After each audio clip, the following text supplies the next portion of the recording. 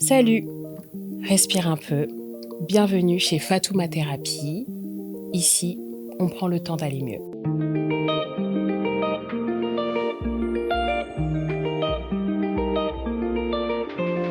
Aujourd'hui est un jour incroyable pour moi. C'est mon premier épisode, ou c'est le premier épisode de mon podcast, de notre podcast. Un espace où on va échanger, où il y aura des témoignages, où on va libérer la parole. Pour ce premier épisode, j'ai invité une personne qui est juste... j'ai pas vraiment les mots, mais c'est une personne par qui, en fait, énormément de choses ont commencé pour moi par rapport au TDAH, qui sera le thème de cet épisode. C'est une femme à qui j'ai pu m'identifier, une femme noire, une maman, qui a décidé de prendre la parole et de se lancer. Elle est créatrice de contenu et aujourd'hui, on va échanger en toute simplicité, en toute spontanéité et on va essayer de faire les choses bien. Alors, bonjour Chacha. Bonjour Fatou, ça va ? Ça va.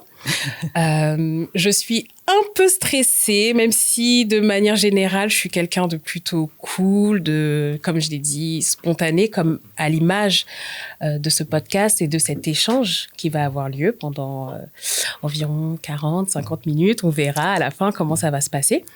Mais je suis ravie que tu sois là.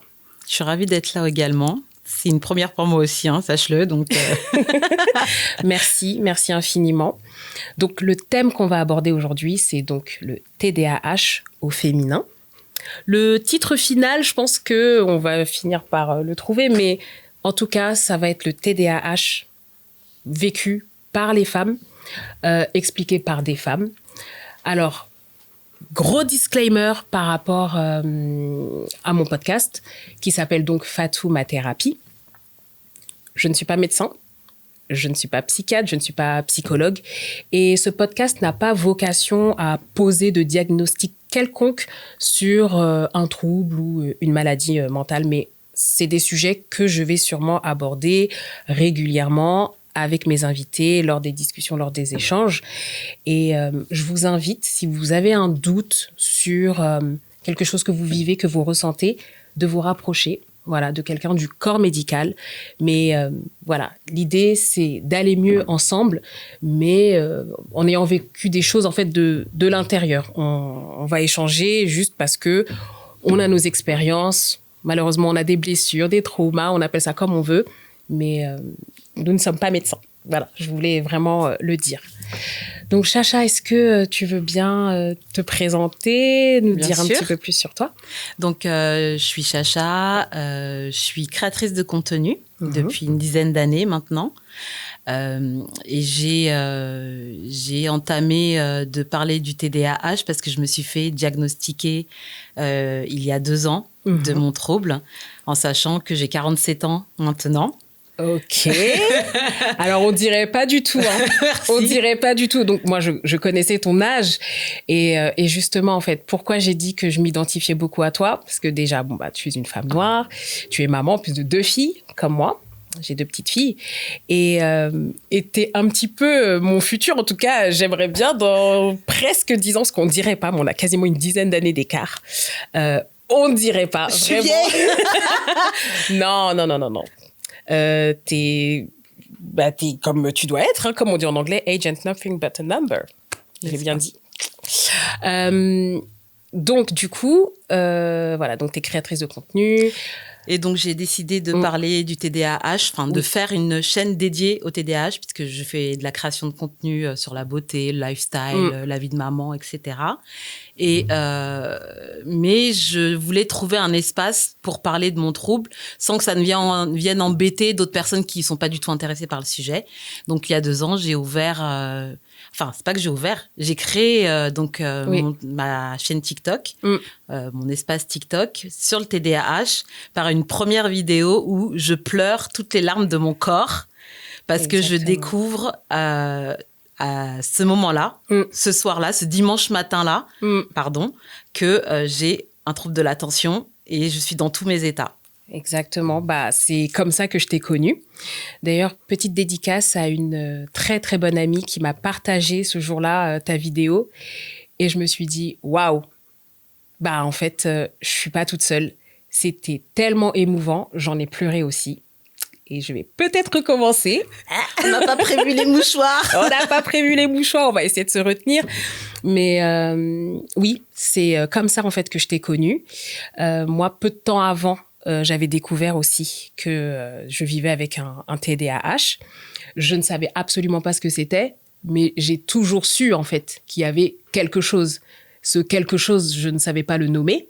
Et justement, est-ce que tu peux nous dire un petit peu comment, toi, tu as découvert, est-ce que tu connaissais le nom de ce trouble? Je n'avais jamais entendu parler avant. Ok. Simplement, j'ai un ami qui me partageait des vidéos. En fait, je pense que lui pensait qu'il était TDAH. Je pense qu'il l'est d'ailleurs. Ok. Et donc, il me partageait des vidéos Instagram sur le fait que, sur ce trouble, en fait, sur ses difficultés, sur certains de ses symptômes. Mais surtout pour apprendre, je pense qu'il me les envoyait pour apprendre, pour que j'apprenne un peu plus sur lui, que je le comprenne un peu plus. Oui. Et en fait, toutes les vidéos qu'il m'envoyait, je me suis rendu compte que c'était moi aussi. Ouais. Et donc, alors, le trouble fait que quand il m'envoyait des choses, je regardais pas tout de suite. Bien sûr. Donc, j'ai cumulé un tas de vidéos sans les regarder. Et un dimanche matin, ce fameux dimanche, je suis dans mon lit et je regarde les vidéos qu'il m'envoie. Et là, 2, 3, 4, 5, 6, 10 vidéos. Et c'est que moi. Que moi et qui parle que de mes difficultés, que de mes problématiques. C'était, comment dire, mon cœur, il a battu beaucoup trop vite et ça a bouleversé totalement mon esprit, mon corps. J'ai versé toutes les larmes de mon corps en me disant, mais attends, c'est un truc de ouf, c'est moi. Oui. Là, en fait, quand tu parles, je suis de nouveau dans l'émotion parce que, justement, un des symptômes, on va dire ça comme ça, parce que c'est le terme, du trouble, c'est de ressentir les choses plus fortes. D'ailleurs, on parle du trouble du déficit de l'attention avec ou sans hyperactivité, mais en réalité, ça touche plus que l'attention. De ce que je lis, je me renseigne énormément ces derniers temps, c'est qu'en réalité, c'est un spectre et que ça touche surtout la régulation, en fait, des émotions. Tout à fait. Donc, c'est vrai que là, quand tu parles, je me revois moi-même découvrir, en fait... Ah, ok, c'est pour ça, en fait. Parce que c'est ça, en fait, l'annonce du diagnostic, ça vient dans un deuxième temps. Après. Mais c'est quand tu découvres, en fait, que ta manière d'être, ta manière de fonctionner, en fait, porte un nom. Et qui a toujours posé problème à tout ton entourage, toutes les problématiques que tu as dans ta vie jusqu'à aujourd'hui. Tout à fait. Ça a une explication. Et que c'était pas vraiment toi. C'est quand même toi, parce que tu as ta personnalité, mais le trouble, il vient quand même, enfin moi, à titre personnel, il vient un peu me pourrir la vie, ça, je te le dis. Et justement, j'aimerais bien savoir, toi, à quel niveau ça t'a impacté le plus depuis ton enfance, en fait. Justement, est-ce que c'est plus les réflexions, les remarques, ou tu le sentais toi-même que tu étais en décalage et en difficulté? Alors moi, j'ai toujours ressenti que j'étais en décalage par rapport aux autres, déjà, depuis que je suis petite. J'ai jamais vraiment su m'intégrer dans les groupes avec d'autres personnes. Je suis quelqu'un de très sociable, très rigolote, je rigole tout le temps, etc. Mais la démarche d'aller vers les autres et de m'intégrer avec les autres, je me suis toujours sentie un peu différente. J'agis pas comme les autres. Quand je rigole beaucoup trop fort. Mais on t'appréciait quand même. Mais on m'appréciait quand même. Mais moi, à l'intérieur de moi, je me sentais en décalage. Oui. C'est-à-dire que c'est pas inné. D'accord. C'est pas comme tout le monde agirait normalement. Ouais, moi je suis là, etc. Oui. Moi, il fallait que je réfléchisse à comment je dois me mettre. Où est-ce que je dois me placer dans le groupe? Où est-ce que... Mais ça s'est fait naturellement ou tu penses que c'est plutôt dû à des réflexions? Parce que moi, je me sentais très à l'aise. En fait, j'étais juste moi. Dans mes souvenirs, j'étais une petite fille très spontanée, très bavarde, très... Et en fait, je pense qu'à force de m'avoir fait des réflexions, tout à fait, que je parle trop, que je suis trop, en fait, concrètement, on m'a fait comprendre que j'étais trop. C'est ça. Et c'est là, en fait, que j'ai commencé à sentir le décalage. Oui. Je suis d'accord avec toi dans le sens où, j'ai senti ce décalage quand j'ai commencé à faire des activités par exemple la danse classique. Oui. Elles étaient toutes ensemble, etc. Et puis moi aussi je suis très volubile, j'ai tendance à être à bouger dans tous les sens, etc. Et être moi-même. Et à ce moment, c'est vraiment 7-8 ans où je me suis sentie en décalage avec les autres et qu'on me faisait comprendre que mais t'es bizarre toi. Ouais, d'accord, je vois. Pourquoi tu cries, pourquoi tu parles fort, pourquoi tu bouges dans tous les sens. En plus, l'exemple que tu donnes donc dans le cadre de la danse classique, faut savoir que du coup c'est très cadré, très normé. Il y a des règles, c'est de la discipline, hein, clairement. Donc là, il faut pas bouger, il faut rester droite, immobile. On a tendance à être un peu hyperactive, donc tout ça, ça me demandait énormément d'efforts. Et c'est à ce moment-là que j'ai commencé à comprendre que j'étais pas pareil. Le bavardage, quand on est en primaire, sur le bulletin, c'est quelque chose. Bon, voilà, c'est pas très grave. C'est pas très grave, mais ça a été perçu comment, du coup, pour toi, par tes parents au niveau de l'éducation? Est-ce que c'est quelque chose qu'on te reprochait beaucoup? Non, pas mes parents. D'accord. Pas mes parents, c'était surtout à l'école. Parce que moi, c'était une source d'angoisse infinie. Mais terrible. Mais vraiment, c'était l'objectif. En fait, ça se passait plutôt bien.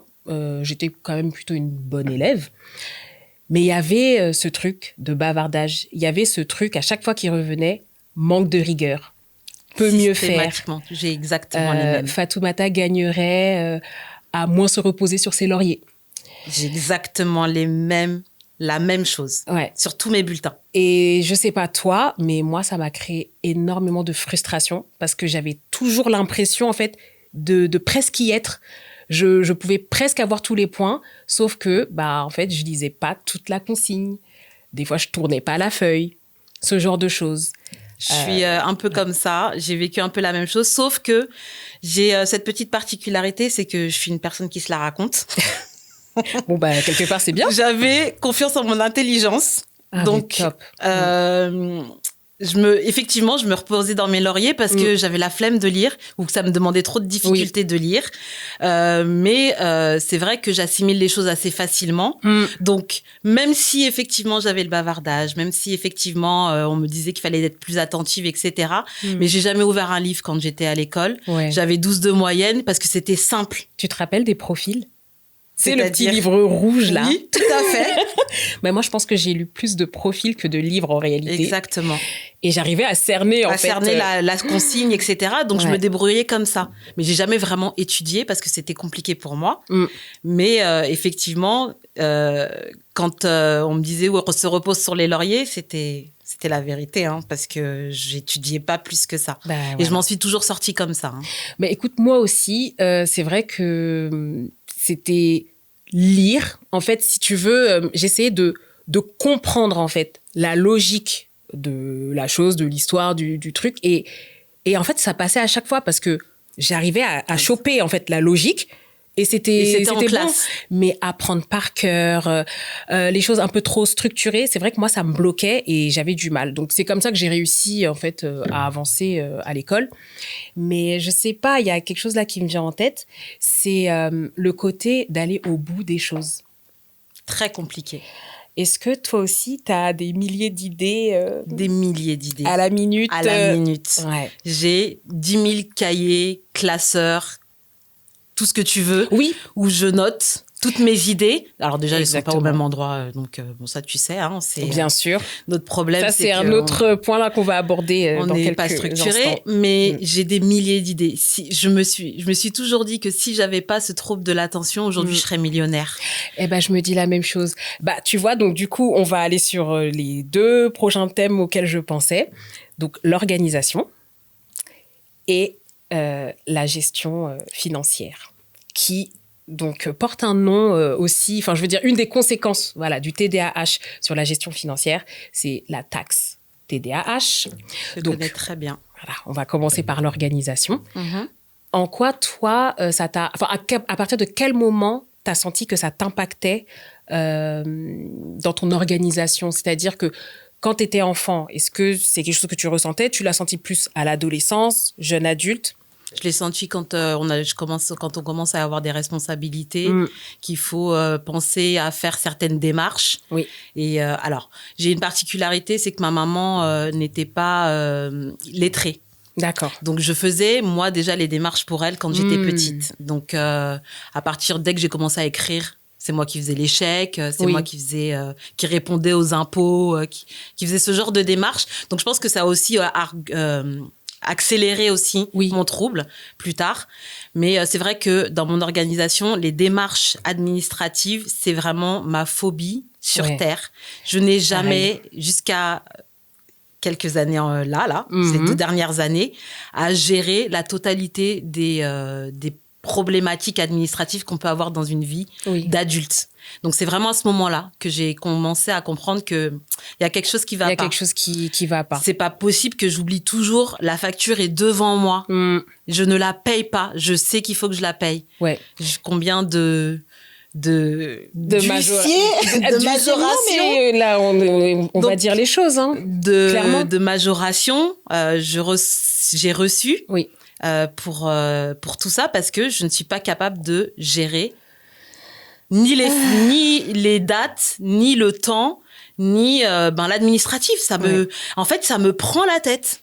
Parce qu'en fait, justement, là, ce que tu es en train de dire, ça porte un nom. Donc, il y a ce qu'on appelle, je crois, c'est la cécité du temps.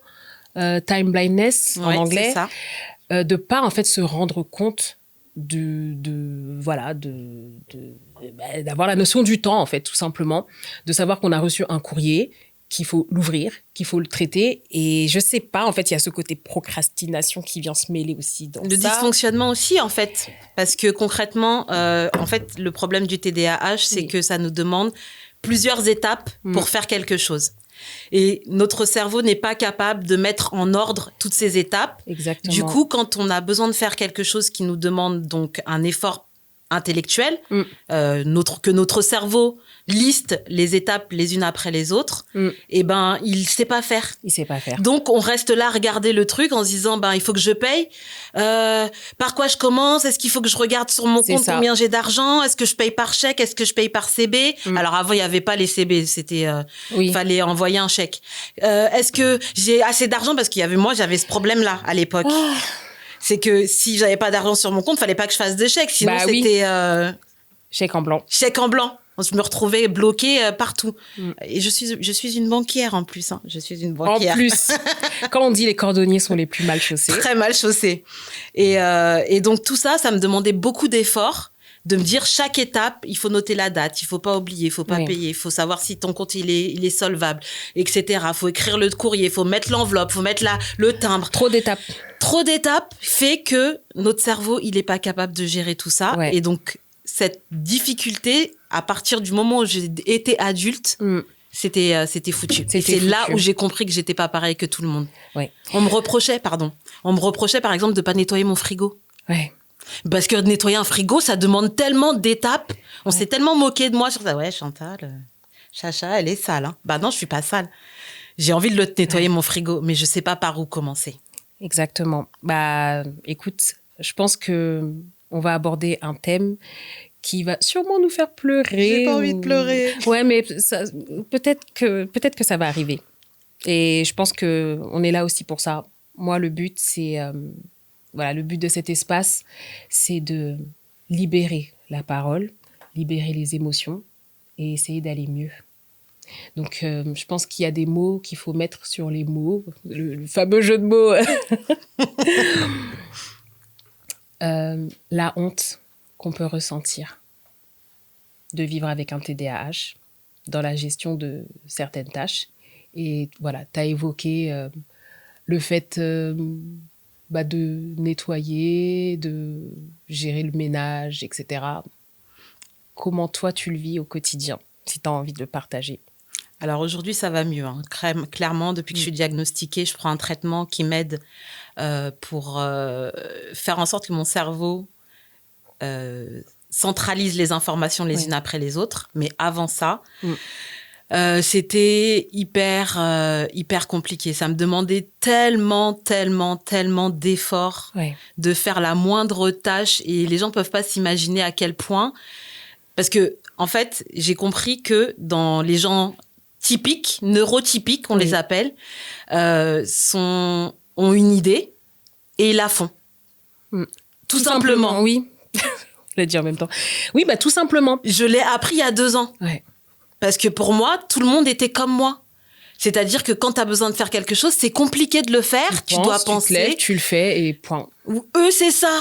C'est incroyable. Je ne pensais pas que tout le monde était... Que les gens normaux... Entre guillemets, sont comme ça. Alors que moi, quand j'ai besoin de faire quelque chose, j'y pense. Par quoi je commence. Combien de temps ça va me prendre. Mais je sais pas si ça te le fait, mais quand y penses, parfois, ça a l'air d'être même clair, hein, le déroulé finalement. Tout à fait. Et dans l'exécution... Moi, je visualise le truc, hein, mais simplement pour passer à l'action. C'est un blocage. Et savoir... Pourtant, je l'ai visualisé, mais passer à l'action et le faire comme je l'ai visualisé... C'est un blocage. Il n'y a plus personne. C'est exactement ça. C'est juste horrible. Et on est capable, hein. On est capable, mais et moi, enfin, excuse-moi, hein, mais mon énorme défi, moi, c'est le fait de maintenir l'ordre. Alors ça, c'est vraiment quelque chose qui me pèse parce que j'aime les belles choses, j'aime quand c'est bien rangé. Moi, ce que j'aime, c'est être chez moi, dans mon salon, poser ma petite bougie, tranquille, mon verre de bissap, je ne bois pas d'alcool. Voilà, donc d'être bien, tranquille. Tout est rangé. Tout est rangé, bien évidemment. À sa place. À sa place. Chaque chose à sa place. Chaque place à sa chose, évidemment. Ça n'existe pas chez nous. Sauf que c'est pas le cas. Non. Et ça, quand on est une femme noire, la culture fait que c'est pas accepté, en fait. C'est pas accepté. Faut être une bonne maîtresse de maison. C'est une des qualités de la femme, tout simplement, d'avoir un bel intérieur, bien rangé et tout. Et ça, pour moi, c'est quasi... Je peux dire à ce jour, c'est un des échecs, en fait, de ma vie. Et c'est quelque chose dont je ne parle quasiment jamais. En tout cas, pas comme ça. Là, vraiment, je m'ouvre, vraiment. Je ne suis absolument pas prête à montrer des images ou quoi que ce soit. Mais au moins d'en parler pour qu'en fait, d'autres personnes sachent que... ils sont pas tout seuls. Ils sont pas tout seuls. Parce que moi, c'est une des choses, en fait, qui m'a amenée vers la piste du TDAH. Je ne savais absolument pas ce que c'était. Je savais que j'avais un problème parce que j'avais toujours du mal. Je sais ranger, je sais faire le ménage, voilà. C'est nickel. Et puis, je sais pas. Il y a comme une tornade qui arrive. Comment c'est arrivé, je ne sais pas. Mais en tout cas, je me retrouve dans le bordel, faut dire le terme. Et impossible d'y arriver comme ça. Donc, il faut vraiment... Enfin, limite, je me crée des angoisses quand je sais que quelqu'un doit venir chez moi. J'invite jamais personne chez moi. Voilà. Parce que... Alors, peut-être un peu plus maintenant et encore. Non. J'invite les gens de confiance qui je sais ne vont pas me juger. Oui. Parce que là où on a des blessures, c'est que vu qu'on ne savait pas que c'était un trouble, on n'avait pas forcément honte de certaines choses quand on était plus jeune. En tout cas, moi, j'avais pas honte. Et j'ai eu l'occasion d'avoir des remarques d'amis qui disaient t'as vu, voilà. T'as vu comment c'est chez elle, c'est pas rangé, la poussière est pas faite, etc. Ça crée des vraies blessures à l'intérieur de nous. C'est clair. Et on finit par ne plus recevoir qui que ce soit chez soi parce qu'on a honte. Effectivement, la poussière est pas faite. C'est comme tout le monde, en fait. Mais oui. Le cumul de toutes les choses qui ne vont pas chez nous fait que, mais il n'y a pas que la poussière. Il y a la vaisselle qui n'est pas rangée, et il y a ça qui n'est pas rangé à sa place, et il y a le vêtement qui traîne par terre, les vêtements qui traînent, les chaussures sont au milieu de la pièce, etc., etc. Donc, concrètement, ça crée une honte chez nous. Ah, mais clairement. Et on reçoit plus... en tout cas, moi, je reçois plus chez moi, sauf si c'est des gens de confiance. De confiance. Des gens avec qui t'es à l'aise. Avec qui je suis à l'aise et que je sais que s'ils viennent à la maison, ils vont pas me juger. Et t'as senti l'aggravation, éventuellement, des symptômes quand t'es devenue maman? Et que tu as dû t'occuper de toi et de t'occuper d'autres petits êtres humains. Fois 10. Sans compter la gestion à l'école, penser à préparer le petit goûter, pour le pique-nique de la sortie. Faut que je te raconte se rappeler la sortie. Vas-y, je t'écoute. C'est honteux. Je suis une bonne maman. Oui, non, mais il faut le dire. Ça change rien. Simplement, je ne l'ai appris très récemment que, en fait, mais parce que j'ai eu une deuxième. Oui. Que je donnais pas de goûter à ma grande pour aller, quand elle avait l'étude, je lui donnais jamais de goûter. Et elle ne me l'a jamais dit. D'accord, parce qu'en fait, J'y pense, je pensais pas, j'y pensais voilà. pas. C'est Ouais. pas venu dans mon esprit. On m'avait pas donné l'information. Et donc, vu que mon cerveau est pas capable de retenir ce genre de choses, je ne lui ai jamais, de toute sa primaire, donné de goûter. J'ai dû le faire 1 fois, 2 fois, j'ai oublié. Et puis après, vu que c'était pas acté comme quelque chose qu'il fallait que je fasse, puisque c'est ce qu'il faut aussi pour notre cerveau, c'est qu'il faut qu'on acte au quotidien la même chose pour pouvoir le retenir.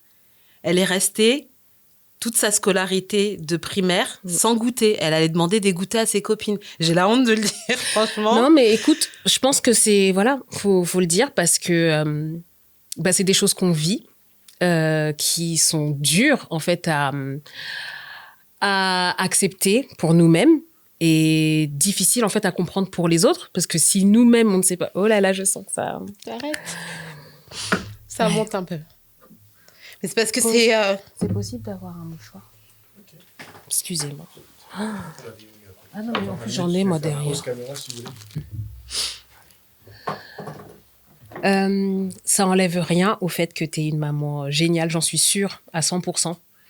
Et je te dis ça malgré le fait que moi-même, je doute énormément parce que j'aimerais être au top. En plus, ce qu'il faut savoir, c'est que le TDAH, ça te prend énormément d'énergie. Donc, combien de fois les petites, elles me demandent d'aller au parc. J'ai pas l'énergie. J'ai pas l'énergie pour ça. Et moi, ça m'a carrément emmené à un burn-out maternel. J'en parle très, très peu. En tout cas, les personnes qui me sont très proches le savent. Mais à un moment donné, il y a eu un trop. En plus, il y avait d'autres choses qui se passaient, un trop-plein. Voilà. Je sais même plus, j'en perds mon latin. Il y a eu un trop-plein parce qu'il s'est passé en plus d'autres choses dans ma vie qui ont fait que, à un moment donné, j'y arrivais plus. C'était arrivé à un stade où c'était surtout ma plus petite, quand elle m'appelait déjà juste d'entendre maman, j'avais le cœur qui battait à 1000 à l'heure. Et j'arrivais plus à lui répondre, à dire oui. Et c'est elle qui insistait. Elle dit, mais dis oui, maman. Parce que je disais juste, Et elle me disait, mais dis oui. Et waouh, j'y arrivais pas. T'avais plus de force pour ça, non? J'y arrivais pas. J'avais vraiment plus de force. Donc moi, clairement, j'ai passé 1 mois en maison de repos. Où j'ai pu, en plus, en savoir un peu plus, du coup, sur le TDAH, parce que j'ai été diagnostiquée très peu de temps avant. Parce qu'en fait, c'est très bizarre. On découvre, en fait, on met un nom sur ce qu'on vit. Mais en fait, c'est comme de découvrir, mais je sais même pas en fait comment décrire ça, parce que en fait c'est entre le labyrinthe, entre le champ énorme dans lequel en fait tu découvres à chaque fois. Ah donc c'est pour ça que j'étais comme ça. Ah c'est pour ça que je réagis comme ça, parce que même dans les relations sociales, on se rend compte. Moi personnellement, je me considère comme extravertie, mais combien de fois en fait je me suis retrouvée dans des situations où je sentais que ça me pompait mon énergie, où il y a des moments où je n'arrivais plus à décrocher le téléphone. Et j'ai rien contre la personne, hein. Mais c'est quelque chose, en plus là, ça me touche parce que ça m'arrive même en ce moment. Quelqu'un que j'aime énormément, je n'arrive pas à parler avec cette personne. J'ai un blocage parce que des fois, tu vois le message, tu l'ouvres, tu réponds pas sur le coup, même sans parler d'être mal ou quoi, hein, mais tu passes à autre chose. Et il s'est passé 2 semaines. Il s'est passé 1 mois. Mais t'as honte. Tu vas revenir, tu vas dire quoi? Ah, désolé, tu faisais quoi? Tu vas dire quoi, en fait, à cette personne? C'est ça. Donc, tu laisses. Exactement. Et tu laisses passer le temps. Et après, tu perds cette relation qui était importante pour toi. Oui. Même si tu voulais pas la perdre, t'as laissé passer trop de temps. Et je comprends tout à fait. Hein. Moi, je réponds plus au téléphone. T'as pas vu? Je suis toujours en ne pas déranger. Toujours. Comme ça, je blesse personne sur le coup. Et j'ai pris aussi l'habitude maintenant de pas ouvrir les messages tant que je suis pas posée. Ah, mais moi, tu vois mes notifications, y en a je ne sais combien, des centaines, hein, en me disant... Je vais me poser. Et en fait, On se pose jamais parce qu'on a déjà trop de choses à faire et que notre cerveau, il n'est pas capable, en fait, de gérer toutes ces informations. Et comment expliquer qu'on soit donc des adultes avec des enfants, donc tu travailles, tu as un travail, on va dire, de bureau, hein, tout à fait. En plus, tu l'as dit, en banque. Comment tu peux expliquer aux gens, en fait, que tu n'arrives pas à répondre à un message? Ben, tu peux pas l'expliquer. Tu peux pas, parce que les gens peuvent pas comprendre ça. Ils peuvent pas comprendre parce que pour eux, c'est simple. Mais est-ce que c'est pas là la plus grande difficulté, en fait, de ce trouble, finalement, d'être incompris? Et de maintenir les relations avec les autres normalement, en fait. Parce que ça nous demande, comme tu disais, beaucoup d'énergie. Ah, mais moi, ça me bouffe tout, surtout ces dernières années. Avec pas mal d'épreuves que j'ai vécues,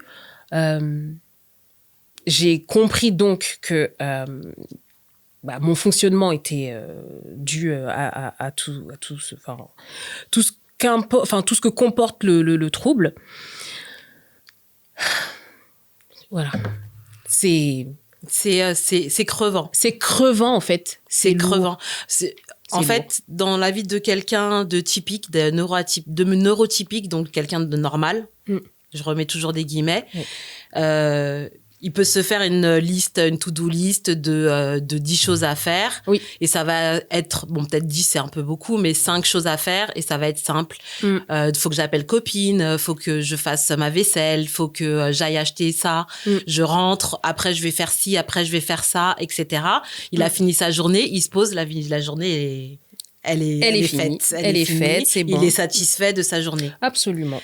Pour la même chose pour nous, faut que j'appelle copine, c'est une difficulté. Faut que je range le truc, je peux rester 3 heures sur mon canapé parce que je ne sais pas par où commencer. Exactement. Faut que j'aille acheter quelque chose. Oui, mais pour cela, il faut que j'aille me doucher, faut que je me brosse les dents, faut que je m'habille, faut que je mette mes chaussures, faut que je me prépare, faut que je prenne mon sac, que je prenne mes papiers, que je prenne ma carte bleue, que je prenne mes clés. Toutes ces étapes-là, mon cerveau, il me fait, mais t'es malade ou quoi? Mais complètement. Mais tu sais à quoi ça me fait penser? T'as déjà joué aux Sims? Moi, j'ai l'impression d'être un Sims. Je suis un Sims. Eh ben voilà, nous sommes des Sims en fait. Sims. Où on te met les ordres. Et tu sais, les Sims, au bout d'un moment... Il faut mettre la liste et puis après... Oui, mais tu sais qu'il peut bugger. Tu l'as déjà vu bugger? Oui, tout à fait. Voilà. Et c'est exactement ça. Mais c'est exactement ça en fait. On est des Sims. Ouais. Et il faut que... Pour pouvoir gérer notre TDAH, il faut qu'on ait quelqu'un qui nous mette les tâches les unes après les autres pour qu'on puisse les faire. Donc, un Sims, il peut pas faire 2 choses en même temps. Non. Il faut d'abord qu'il aille aux toilettes. Quand il a fini d'aller aux toilettes, il peut aller se doucher. Quand il a c'est exactement ça. Tu as trouvé l'analogue de notre maladie, en fait. Sauf que, du coup, nous ne sommes pas réellement des Sims. Nous sommes des êtres humains. Oui. Nous sommes des mamans, en plus. Des mamans solo, de surcroît. Eh ben, pas le choix. Faut faire. Et ça nous demande une énergie incommensurable. Tu sais, la vidéo où tu m'as découverte en train de pleurer dans mon lit un dimanche matin. Je pense que j'étais arrivée, tu parles de burn-out parental. J'étais arrivée au bout du bout de toute l'énergie que je pouvais donner dans ma vie, en fait. Et si j'avais pas découvert ça à ce moment-là, je pense que des fois, on a une bonne étoile. Oui. Parce que je pense que si j'avais pas découvert ça à ce moment-là, je serais pas là en train de te parler aujourd'hui. Je pense que la maison de repos, les antidépresseurs, les machins, je serais arrivée à ce point-là. Mais je pense que c'est important, voilà, encore une fois, c'est pas, le podcast n'a pas vocation à poser de diagnostic, c'est pas un podcast médical ou quoi que ce soit, mais il faut quand même aborder certaines notions, savoir que le TDAH, c'est pas un truc sympa et fun comme on peut le voir sur les réseaux. Ça m'énerve. Parce qu'il y a le petit côté super pouvoir, parce que c'est vrai, mais moi je pense que c'est plus lié aussi à notre personnalité. Il y a le côté créatif, il y a le côté effectivement spontané, il peut y avoir le côté marrant de la copine qui oublie tout le temps, qui est un peu tête en l'air, qui passe d'un sujet à l'autre, ok, mais il y a des chiffres, alors là je les ai pas comme ça en tête, mais il y a des statistiques qui expliquent que ça réduirait l'espérance de vie d'une 10aine d'années. tellement, en fait, on est soumis à un stress permanent. C'est ça. Sans parler du terrain dépressif que ça peut créer, sur lequel ça peut emmener. Il y a beaucoup de comorbidités dues au TDAH. Énormément. On a la dépression, on a la bipolarité. Absolument. On a la fatigue chronique. On a je l'ai déjà dit, la dépression. Eh ben, écoute, tu n'aurais pas un TDAH, par exemple? On oublie ce qu'on a dit il y a 5 secondes. Oui, tout à fait. Non, mais bon, ça arrive à tout le monde. Il y a plein de comorbidités qui sont dues au TDAH. On a la dyslexie aussi. Oui. Dysphasie. Dyspraxie. J'ai compris, du coup, pourquoi je ne marchais jamais droit. Je cogne tout le temps la personne à côté de qui je marche. Les portes, les trucs. J'ai Les des portes. bleus. Ouais. Je me retrouve avec des bleus. Je dors le soir, j'ai pas de bleus. Je me réveille le matin, j'ai des bleus. Comment c'est possible? Non, mais en fait, ça permet de comprendre beaucoup de choses. En fait, c'est là où, on va dire, le sujet, il est tellement vaste que, bon, je pense qu'on n'arrivera pas à faire le tour de tout. Non. Mais toi, en fait, quel message t'aimerais vraiment faire passer si tu pouvais parler, je sais pas, si tu penses à une personne que tu apprécies, parce que bon, les gens, on s'en fout, leur avis ne compte pas, mais quelqu'un que tu apprécies et que tu sens que cette personne ne te comprend pas, qu'est-ce que tu aimerais lui dire vraiment pour que ça rentre dans son crâne une bonne fois pour toutes? J'ai commencé un peu à faire ce travail-là avec les gens que j'apprécie énormément et qui sont là depuis longtemps pour qu'ils me comprennent un peu mieux. Parce que j'ai des amis avec qui je suis depuis plus de 20 ans. Oui. Et j'ai toujours été, Chantal. Ouais. Voilà. Ah, Chacha. Et comme ça. Tu vois ce que je veux dire? Et ça blesse, hein. Bien sûr. Quand les gens, ils parlent de toi comme ça. Et qu'en plus, toi, tu sais pas pourquoi t'es comme ça. Et après, quand tu as compris donc tous tes symptômes, moi, j'ai pris mes copines. Je les ai mises au bord d'une table. On se fait un resto. Bon, les filles, j'ai été diagnostiquée d'un TDAH. Désolée si toutes ces années, je vous ai pas répondu aux messages tout de suite parce que je suis comme ça. Désolée si je réponds pas à vos appels en temps et en heure. Désolée si des fois, je reste 2-3 semaines sans vous répondre. J'ai besoin de cette solitude et j'ai besoin de ce temps pour moi, pour me récupérer de l'énergie, en fait. Parce que mon énergie, elle est sollicitée H24. Mes enfants, j'ai pleuré récemment parce que pour m'excuser auprès de ma grande, parce qu'elle a vécu totalement mon TDAH avec toutes mes difficultés. Ouais. Et je pense que certaines blessures qu'elle a aujourd'hui, me pleure pas. Oh, mais c'est tellement...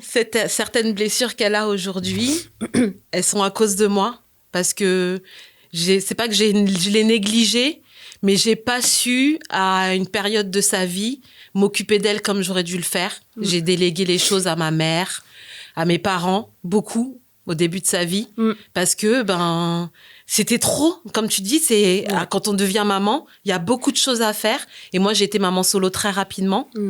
Donc, c'était trop. Ouais. Donc, elle aussi, mes enfants, je leur ai expliqué. Je suis désolée, des fois, maman, elle n'a pas envie de parler. Je suis désolée, ma chérie. Maman, elle va s'isoler 1 heure. Aujourd'hui, maman va pas faire à manger, les filles. Hein. Vous mangez des chips, y a des trucs dans le placard. J'ai pas la force.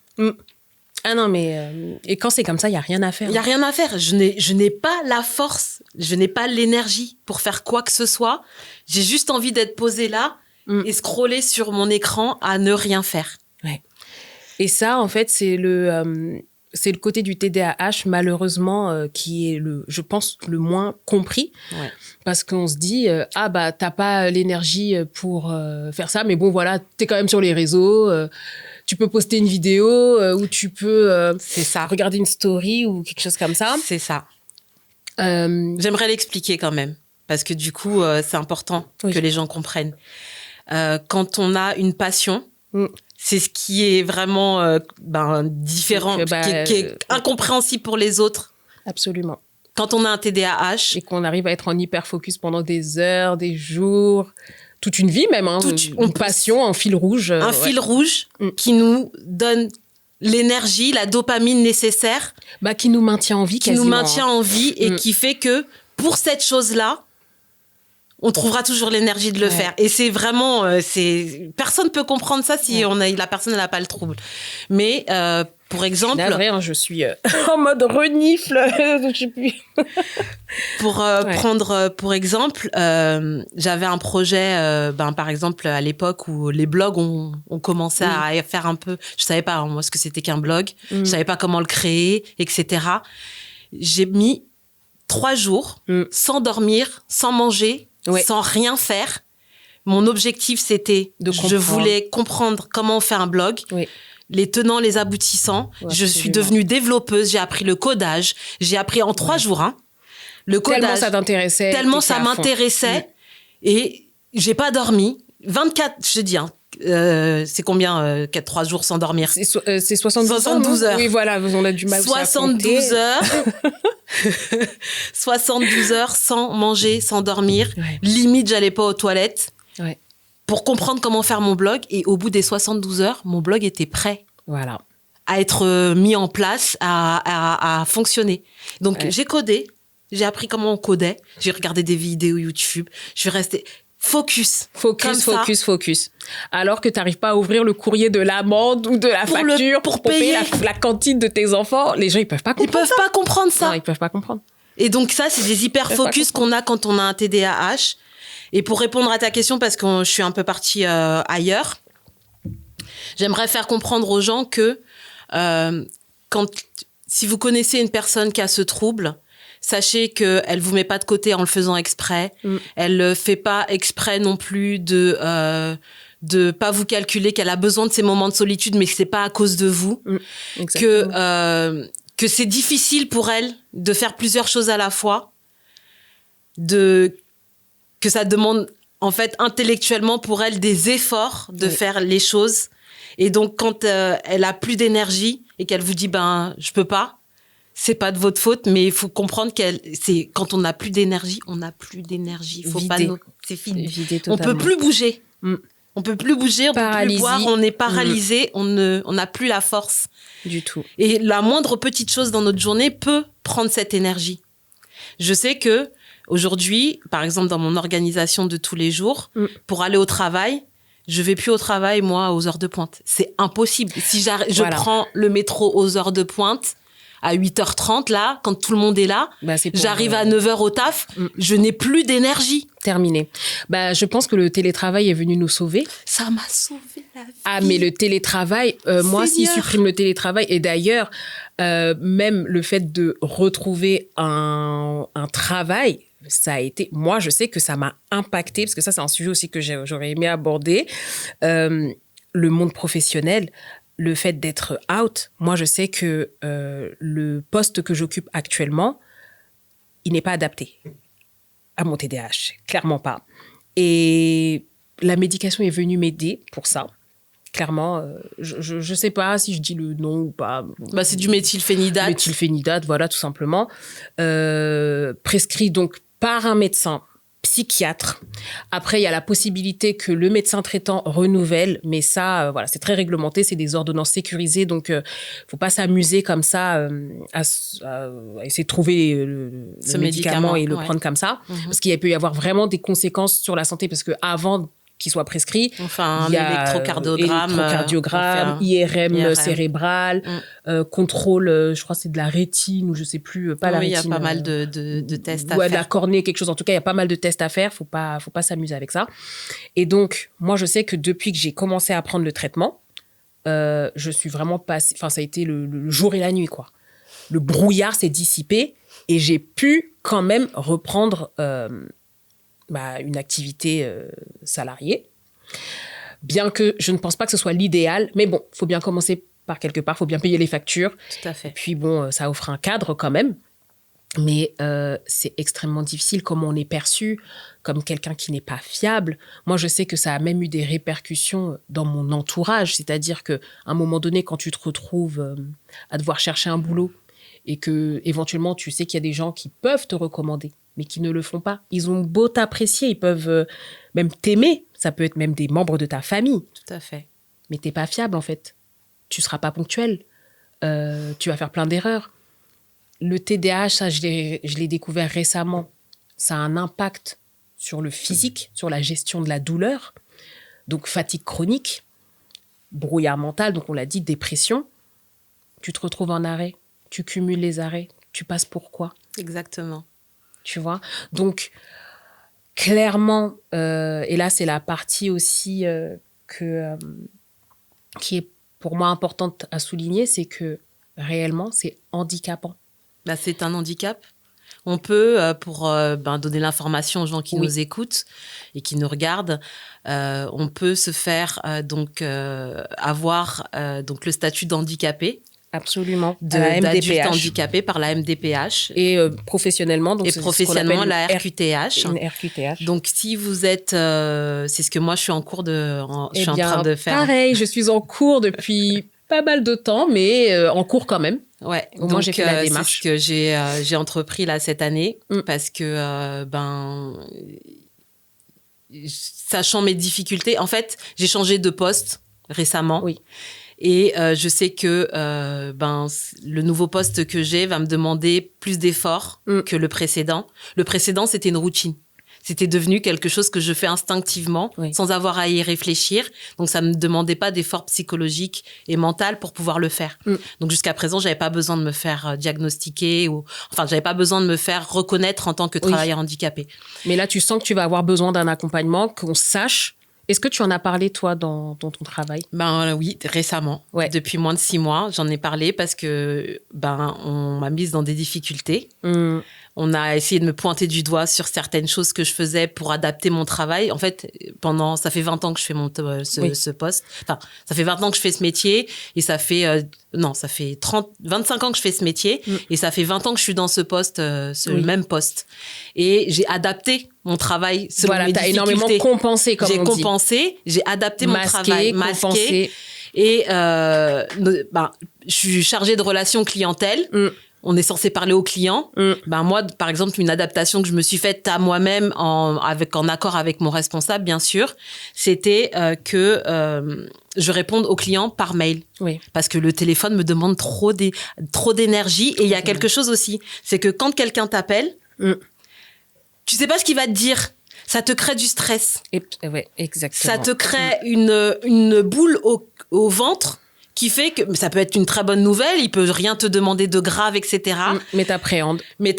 Et tout ça, là, ce stress que ça t'engendre, ne serait-ce qu'un appel téléphonique, ça te pompe la moitié de ton énergie. Un seul appel. Et je sais pas si les gens se rendent compte de ça. Malheureusement, non.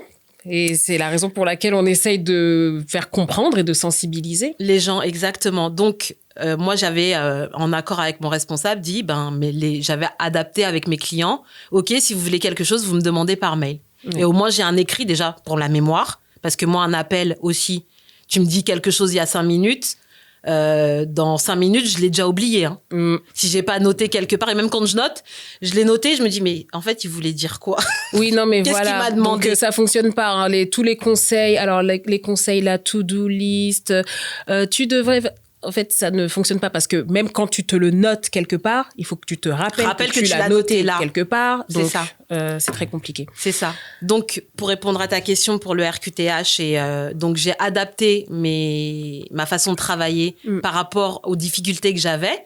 Mais là, on m'a changé de poste et on m'a dit, oui, tu vas répondre. Faut faire 10 appels par jour. Oui. Faut répondre dans les 2 heures. Faut répondre au bout de 3 sonneries, etc. Rien que les consignes de ce nouveau poste. Voilà, trop de consignes, trop de... Je savais que c'était le pas Sims, possible. là, il bug. Exactement. Le Sims, il bug, là. Exactement. Ouais, donc, j'ai dû... quand j'ai dit, oui, mais moi, c'est pas possible tout ça. On me dit, comment ça, c'est pas possible? Là, c'est ton métier. Mais j'ai dit, oui, mais... Là, vous me demandez des choses que je ne serais pas capable de faire. Et donc, je vous l'annonce. J'ai ce trouble-là. Je suis comme ça, nanana. Je suis en cours de faire un diagnostic pour devenir travailleur handicapé. Et donc, voilà. Moi, je peux travailler comme ci, comme ça, comme ça. Mail RH. Et pour qu'ils adaptent mon poste, en fait. Absolument. Parce que sinon, je me serais retrouvée en difficulté, pointée du doigt. J'ai jusqu'à présent toujours eu des primes, toujours eu des augmentations parce que je sais faire mon taf rapidement, parce que j'ai adapté mon taf. Mais là, on allait me mettre dans un cul-de-sac, en fait. Absolument. Non, là, je pense qu'il faut... en difficulté. Donc, c'est important. C'était le moment. Moi, c'est fait. pareil. En fait, j'ai eu une prise de poste assez récente et c'est la première fois, en fait, que j'en parle. En même temps, ça fait enfin, c'est assez récent le fait de savoir réellement que je vis avec un TDAH. Donc, bon. Donc, tu as fait les démarches pour être RQTH? Oui, là, j'ai fait les démarches. Alors, il faut que je sois... enfin, déjà, il faut aller au bout de la demande.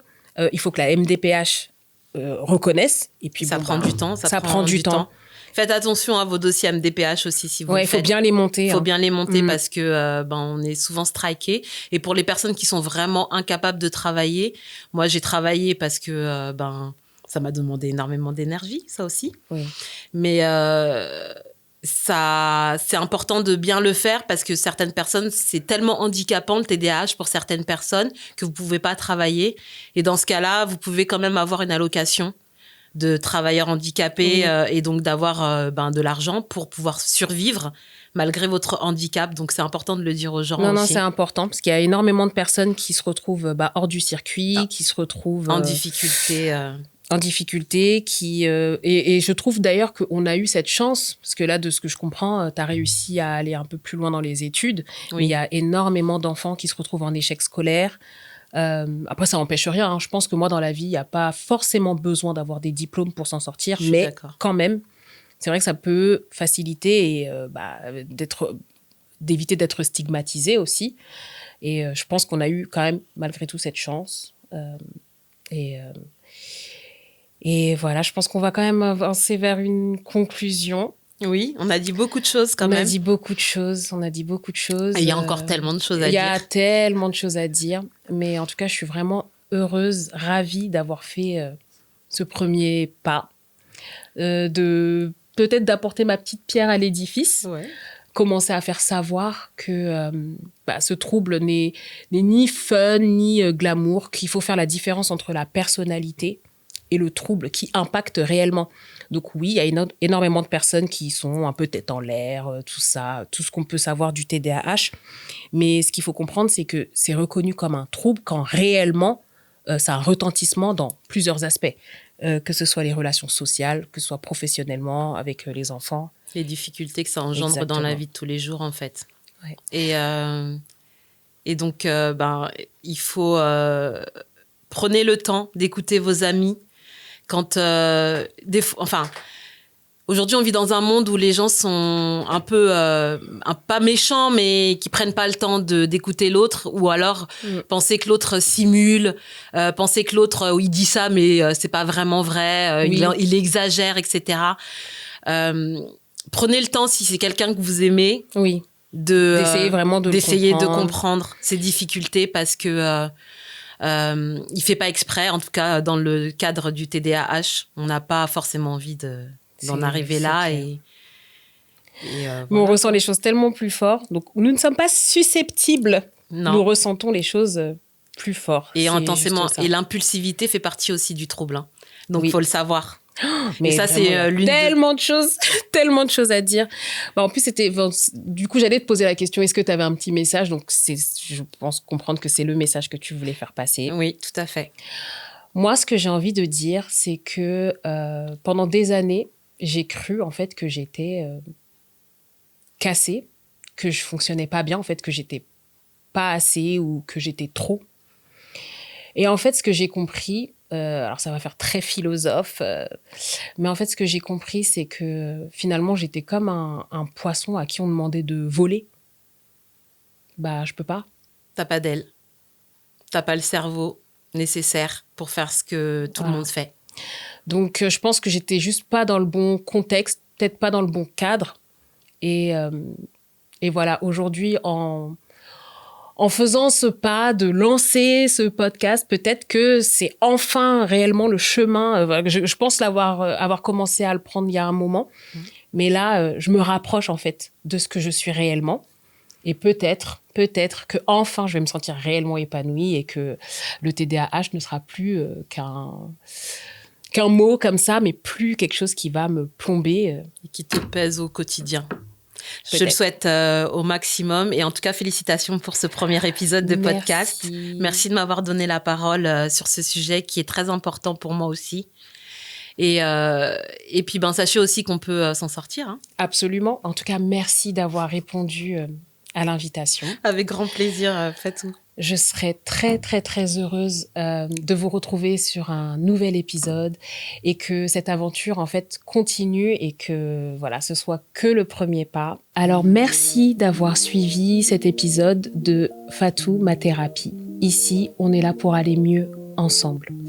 Je voulais dire un gigantesque merci à Isor. Voilà, particulièrement Isor, parce que c'est grâce à elle que je suis dans ce cadre magnifique. Elle m'a poussée, ça fait des années que je parle de ce podcast et si là, cet épisode a pu se réaliser, c'est elle. Donc, un grand merci Isor. Merci à toutes les autres personnes aussi qui m'ont soutenue, qui m'ont accompagnée. Merci à Chacha, qui a été donc ma première invitée et j'espère vraiment, je l'ai déjà dit, peut-être que je me répète, mais bon, voilà, je reste spontanée, que ce sera le premier épisode d'une longue série d'épisodes pour le podcast.